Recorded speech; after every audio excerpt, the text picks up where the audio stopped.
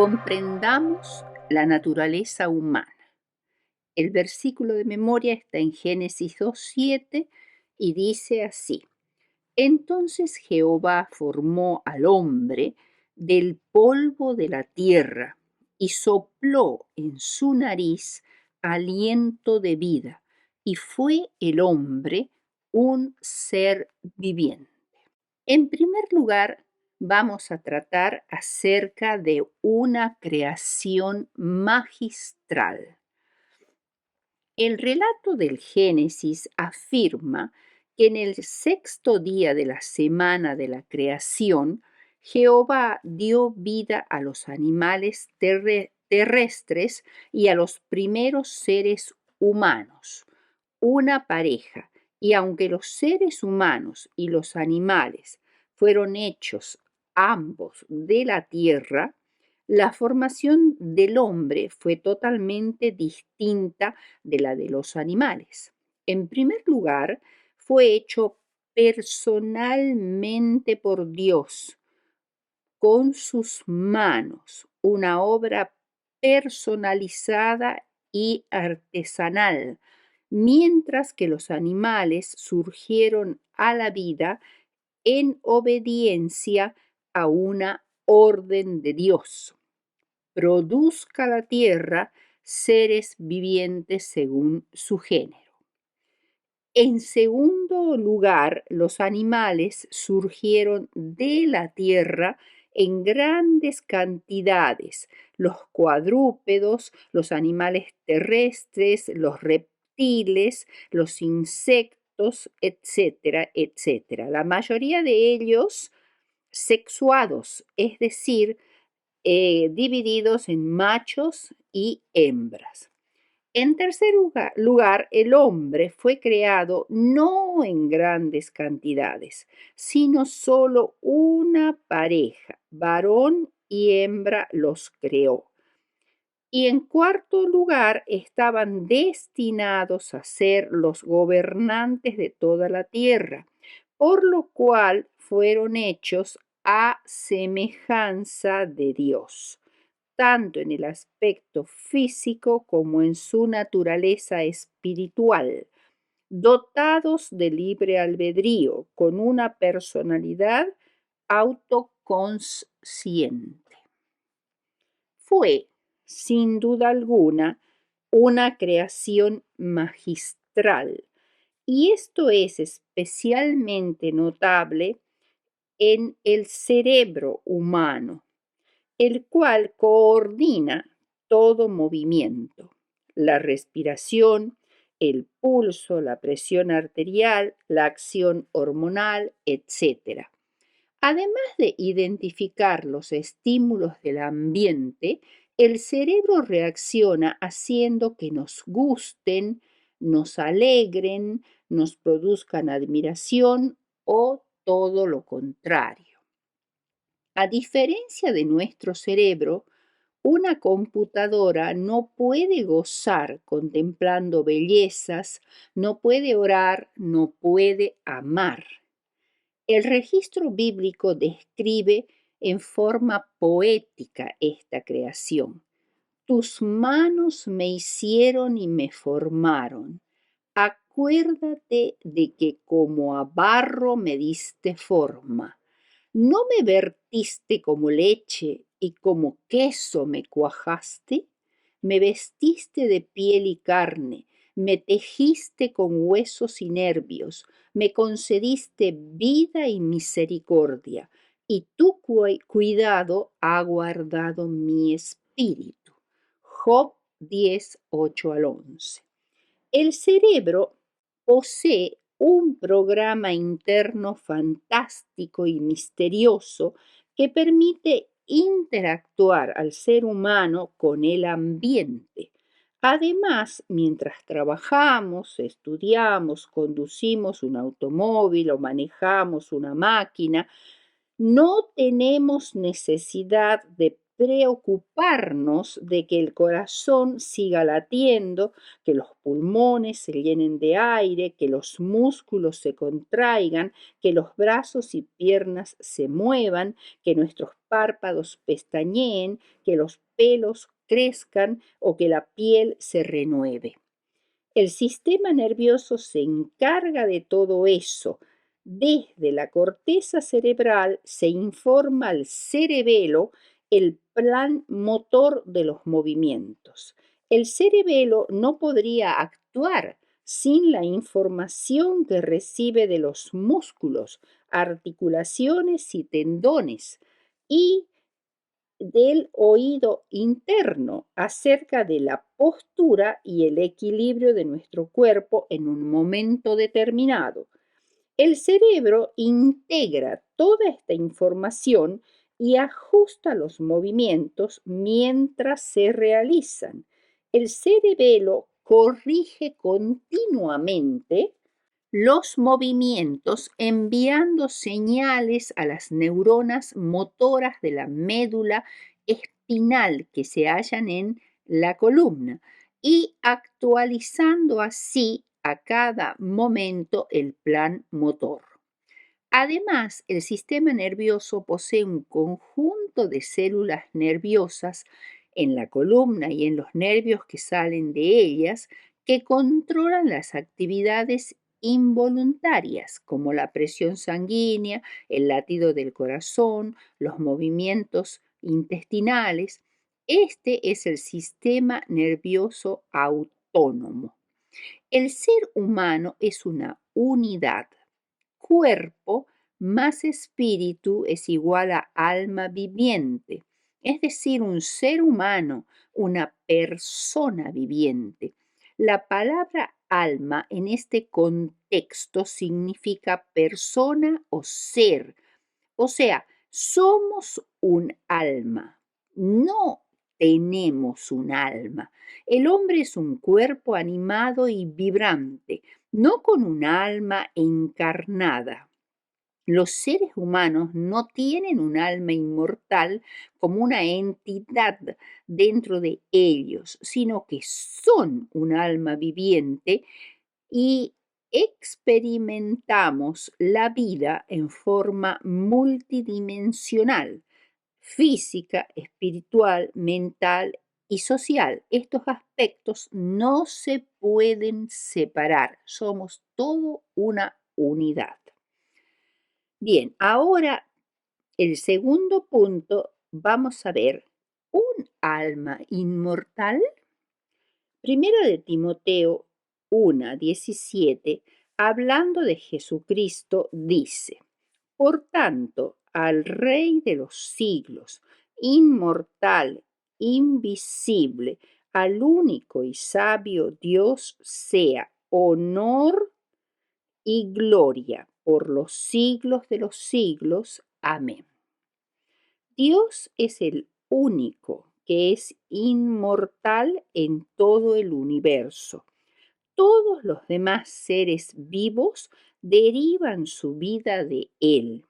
Adán y Eva tampoco tenían inmortalidad inherente en ellos mismos.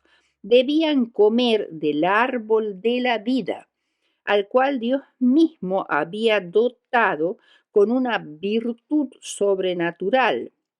Su fruto era un antídoto para la muerte y sus hojas servían para el sostén de la vida y de la inmortalidad. Los hombres continuarían viviendo mientras pudieran comer de él. Patriarcas y Profetas, página 44. Había otro árbol en el Edén, el árbol de la ciencia del bien y del mal, cuyo fruto se prohibió terminantemente como una prueba de lealtad a Dios. El día que de él comieres, ciertamente morirás.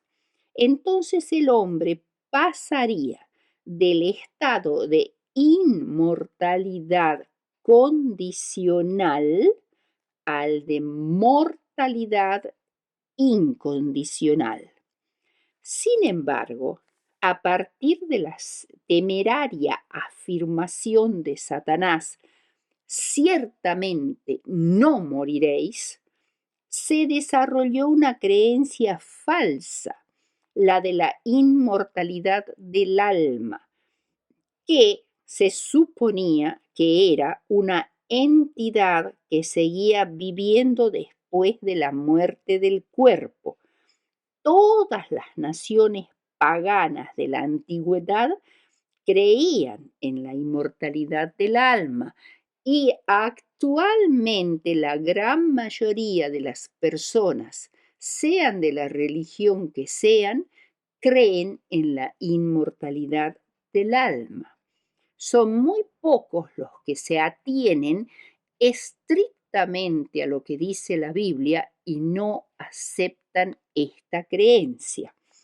La palabra alma en hebreo nefesh aparece más de 700 veces en el Antiguo Testamento y ha sido traducida en la versión Reina Valera revisada como ser, persona, alma, muerte, vida.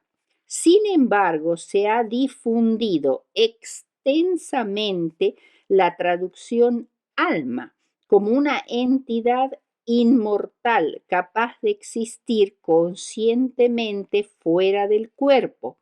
Esta idea no se halla en la palabra nefesh en ninguno de los 700 casos en que aparece en el Antiguo Testamento. Por ejemplo, en Primera de Reyes 19:4, cuando Elías exclamó, «Oh Jehová, quítame la vida», esta palabra vida en hebreo es nefesh, alma. En Génesis 35:18, cuando Raquel muere dando a luz a Benjamín, el texto dice, y aconteció que al salírsele el alma, y entre paréntesis el versículo dice, pues murió, y llamó su nombre Benoni, mas su padre lo llamó Benjamín. Algunos han querido ver en este texto que alguna parte inmortal, pero consciente de Raquel, voló al paraíso en el momento de su muerte. Sin embargo, esta es una sencilla declaración de que Raquel, en sus últimos momentos conscientes y con su último aliento de vida, alma, dio a su hijo el nombre de Benoni. Otro texto mal interpretado es el Salmo 16:10, porque no dejarás mi alma en el Seol, es decir, el sepulcro, la tumba, ni permitirás que tu santo vea corrupción. La palabra alma, nefesh, en el hebreo, deriva de la raíz nafash, que es un verbo que aparece solo 3 veces así, de esta manera, nafash, en el Antiguo Testamento, que son Éxodo 23:12, Éxodo 31:17 y Segunda de Samuel 16:14. Y en cada una de estas ocasiones significa revivir, refrescarse, y el significado básico de este verbo es respirar. La palabra nefesh, derivada de este verbo, se usa en Génesis 2:7 cuando se dice que Dios impartió vida al cuerpo que Él había formado cuando Él trajo a la vida a Adán, y que se transformaría entonces en nefesh, un ser viviente o ser vivo. El alma no existió antes del cuerpo de Adán, sino que cuando éste estuvo completado, Dios le inspiró aliento de vida, que ya vamos a ver después en más detalle, y entonces recién Adán fue un alma viviente, o sea, un ser vivo. Cuando nace un niño, un alma, ser vivo, nuevo, viene a la existencia como un ser único, diferente y separado de todas las otras almas vivientes o individuos que hay en la Tierra. Podrán existir muchísimos individuos parecidos a él, pero ninguno será esta unidad que es Nefesh, un alma viviente. La palabra Nefesh se emplea también para referirse tanto a seres humanos como a animales. Génesis 1:20, por ejemplo, por lo cual la idea básica de alma representa al individuo y no a una de sus partes. Ezequiel 18:20 dice, el alma que pecare, esa morirá. La palabra aquí traducida como alma es nefesh.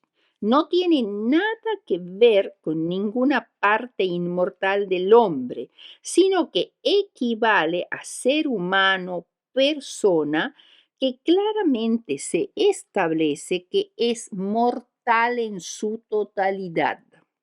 En Mateo 10:28 Jesús dice, y no temáis a los que matan el cuerpo, mas el alma no pueden matar. Temed más bien a aquel que puede destruir el alma y el cuerpo y en el infierno. Este texto puede inducir a confusión, pensando que acá nos pueden matar y destruir el cuerpo, pero que el alma sigue existiendo y que Dios puede destruir el cuerpo y el alma en el infierno. En realidad, aquí los que matan el cuerpo a quienes Jesús se está refiriendo son evidentemente los perseguidores de los cristianos que se mencionan en los versículos 18 al 25. Solo Dios puede destruir el alma y el cuerpo en el infierno.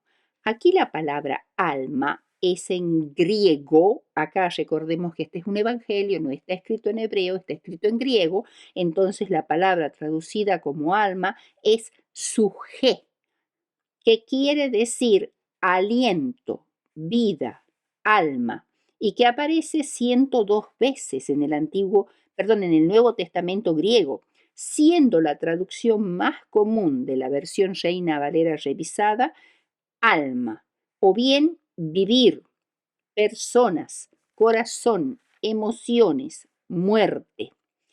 En ninguna de estas hay nada que insinúe ni siquiera remotamente una entidad consciente que pueda sobrevivir al cuerpo o que sea inmortal.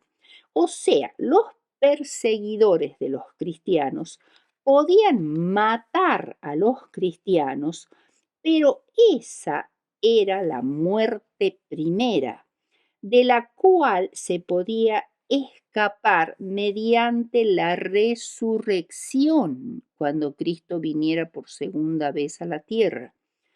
Pero Dios podía matar el alma y el cuerpo, la totalidad de la persona, mediante la muerte segunda en el lago de fuego después del juicio final, muerte de la cual no se resucita, es decir, aniquilación eterna. O sea, la diferencia está no que la muerte primera destruye nada más que el cuerpo y el alma no, y la muerte segunda destruye a ambas, no es la diferencia en cuanto a una parcialidad dentro del ser humano. La muerte primera destruye la totalidad del ser humano, el alma completa, pero esa muerte es como un sueño, y Dios va a despertarnos de ese sueño con la resurrección.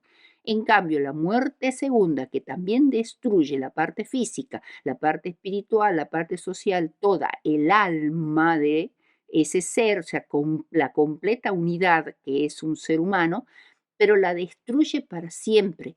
Destruye todos los registros que competen a esa persona. No queda ni el recuerdo, es una aniquilación completa, una aniquilación eterna. Por eso Jesús dice, no teman a estos, teman a la muerte segunda. Concluimos, por tanto, que la solución bíblica para el dilema de la muerte no es un alma incorpórea que migra al paraíso, al purgatorio o al infierno, sino es la resurrección final de los que mueren en Cristo. Por otro lado, ¿qué es el espíritu? Génesis 2:7 dice que Dios formó a Adán del polvo de la tierra y sopló en su nariz aliento de vida. Aliento en hebreo, neshamás. Neshama es el principio vitalizador proveniente de Dios, la fuente de toda vida, la energía viviente que entró en el cuerpo de Adán. Job 33:4 dice, el soplo, o sea, Neshama, del Omnipotente me dio vida. El aliento es sinónimo de vida y no difiere en nada del aliento de vida de los animales, pues ellos también reciben su vida, aliento, neshama, de Dios. Eclesiastés 12, 1 al 7 describe muy poéticamente cómo es conveniente tener buenas relaciones con el Creador desde la juventud y durante toda la vida, antes de que vengan los días malos de la vejez y llegue la muerte. Dice así, antes que la cadena de plata se quiebre y se rompa el cuenco de oro y el cántaro se quiebre junto a la fuente y la rueda sea rota sobre el pozo y el polvo vuelva a la tierra como era y el espíritu vuelva a Dios que lo dio. Esto está en los versículos 6 y 7 de Eclesiastés 12. Acá el espíritu que vuelve a Dios es en hebreo ruaj, que significa aliento, viento, espíritu, aliento de vida, hálito vital, principio vital en los seres y animales. En ninguna de las decenas de veces que aparece, en realidad son exactamente 379 veces que aparece la palabra ruaj en el Antiguo Testamento, denomina una entidad inteligente separada del cuerpo que pueda existir independientemente de él. O sea, repetimos, en ninguno de los 379 casos en que aparece la palabra ruaj en el Antiguo Testamento, en ninguno de esos casos denomina una entidad inteligente separada del cuerpo que pueda existir independientemente de él. La idea de la inmortalidad del alma es de origen pagano y más precisamente tuvo muchísima influencia la filosofía griega. Pitágoras basó sus enseñanzas religiosas en el principio de la metempsicosis, que postula que el alma nunca muere, sino que está destinada a un ciclo de renacimientos hasta poder librarse de este ciclo mediante la pureza de su vida. Él creía en la transmigración o reencarnación del alma vez tras vez en el cuerpo de otros seres humanos, animales o vegetales, hasta volverse inmortal. Vemos que esta es la semilla que hizo que todos los pueblos orientales y las religiones orientales como el budismo, el hinduismo, creyeran en la inmortalidad del alma y también en la reencarnación. Fue fuertemente influido por la antigua religión griega. Platón reforzó esta enseñanza al lograr que la creencia de la inmortalidad del alma humana se transformara en una creencia popular. En el período intertestamentario, o sea, en el período que media entre el último libro del Antiguo Testamento, que es Malaquías, y Mateo, el primer libro del Nuevo Testamento, que es un periodo de aproximadamente 400 años, la enseñanza del tormento eterno y la práctica de orar por los muertos aparece en los libros apócrifos o deuterocanónicos como Judith y Segunda de Macabeos, y comenzó así a penetrar en el judaísmo. Flavio Josefo menciona que los fariseos creían en la inmortalidad del alma. Entre los cristianos de las primeras épocas encontramos a Tertuliano, que vivió desde el 155 al 220 después de Cristo y fue uno de los primeros en afirmar que los seres humanos tienen un alma inmortal, siguiendo la opinión de Platón y contradiciendo todas las enseñanzas neotestamentarias de Pablo. Actualmente la mayoría de las iglesias cristianas, católicas y protestantes creen en alguna versión de la inmortalidad del alma. El tercer punto que nos vamos a plantear es: ¿qué es la muerte desde el punto de vista bíblico? Según Eclesiastés 12, 6 y 7, la muerte es un proceso de inversión con respecto a la creación. Es lo inverso de lo que sucedió en la creación. Dios formó al hombre del polvo de la tierra y sopló en él aliento de vida. Ahora en la muerte el polvo vuelve a la tierra como era y el espíritu, la energía vital, vuelve a Dios que lo dio, no como una entidad personalizada. Es simplemente energía que es común a la que tienen todos los seres vivientes. Además, este proceso de muerte es igual en todos los seres humanos sin distinguir entre justos e injustos. La muerte no es otra cosa que dejar de existir como seres vivos. Escondes tu rostro, se turban, les quitas el hálito, dejan de ser y vuelven al polvo, dice sencillamente el Salmo 104, versículo 29. Por tanto, la muerte no es solo una parte de la vida, como suelen decir algunos. Tampoco es un nivel superior de vida, como dicen otros, sino que la Biblia claramente dice que la muerte es lo opuesto a la vida y es la enemiga de la vida. Y Dios claramente afirma que el postrer enemigo que será destruido es la muerte. En Primera de Corintios 15, 26.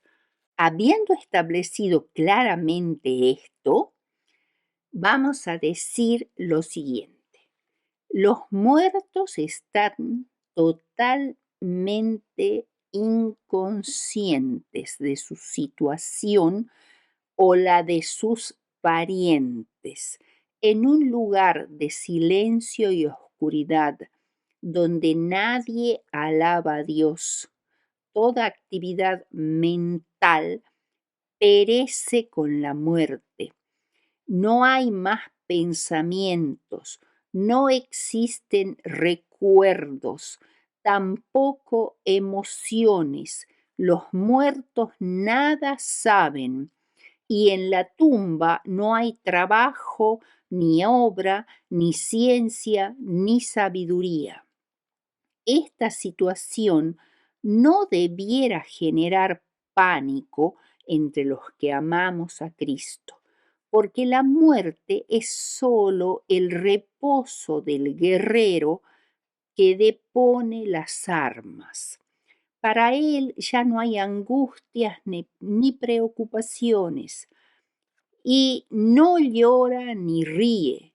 No hay trabajo extenuante y mal pagado, ni enfermedades crueles y dolorosas, tampoco oprobio ni persecución. Tampoco hay tormento en un purgatorio o en el infierno. Es solo un sueño, como dijo Jesús. Voy a despertar a mi amigo Lázaro, que duerme el sueño de la muerte. Es solo un sueño, un momento de tinieblas y de silencio. La vida está oculta con Cristo en Dios, que guarda celosamente nuestros nombres en el libro de la vida, nuestros recuerdos más amados y nuestro patrimonio genético. Y cuando Cristo, nuestra vida, se manifieste, entonces nosotros también seremos manifestados con Él en gloria. Entonces recuperaremos la vida, los recuerdos, los sentimientos, las emociones, el amor a Cristo. Para los muertos en Cristo, el tiempo no transcurre. Pueden pasar miles de años, pero el intervalo entre su muerte y su resurrección, cuando en plena salud y juventud reabrirán sus ojos, será como un segundo, un abrir y cerrar de ojos. Por tanto, nada tenemos que temer de la muerte. Recordemos, es un enemigo vencido. Una de las nociones de la muerte para los israelitas era la de unirse a su pueblo, es decir, a sus antepasados que ya habían muerto, a los que habían abierto el camino antes que ellos. Esta idea nos hace ver la realidad de que tarde o temprano seremos llamados a descansar de nuestras obras y sufrimientos agotadores, y no somos los únicos que tuvieron que atravesar este camino. No hay comunicación entre un muerto y sus antepasados, porque la muerte es la no existencia. Pero al despertar en el glorioso día de la resurrección, el gozo y la alegría de reunirse con sus seres queridos, también muertos y resucitados, será indescriptible. Verdaderamente Cristo enjugará toda lágrima de nuestros ojos y ya no habrá más dolor, ni llanto, ni clamor, ni más muerte, porque las primeras cosas pasaron y yo hago nuevas todas las cosas.